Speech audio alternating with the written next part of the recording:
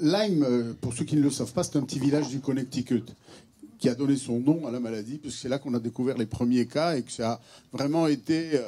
bon. Alors pour moi qui suis médecin généraliste, je ne suis pas un spécialiste de la maladie de Lyme, on a commencé à en parler dans quelques associations de formation médicale continue.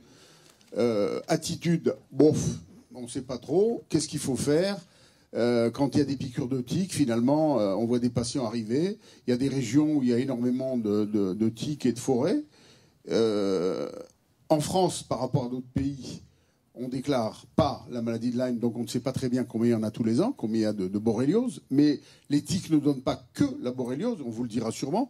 Ils donnent beaucoup d'autres pathologies qui sont quelquefois aussi graves, avec maladie chronique. En France, quelques milliers, en Allemagne, 1 million et demi de cas connus et reconnus de maladies chroniques et quelquefois graves. Et donc le décalage extraordinaire entre la déclaration des organismes de santé publique en France par rapport à cette pathologie, l'enseignement qui en est fait, à la fois l'enseignement en faculté et l'enseignement continu, quasiment inexistant. Qu'est-ce que je fais devant une pathologie comme celle-là? Eh ben, on va sur des sites internet, si on est un peu évolué, on cherche, on essaie de comprendre, on essaie de voir.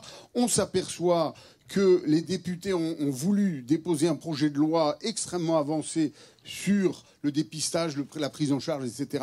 et que ça a été retoqué dans la commission des affaires sociales.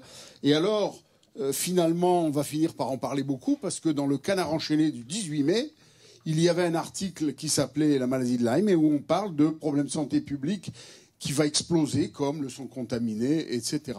Et donc, on va peut-être en parler, et on va peut-être en parler beaucoup, parce que si le Canard enchaîné commence à en parler, c'est que les choses vont certainement devenir très, très importantes.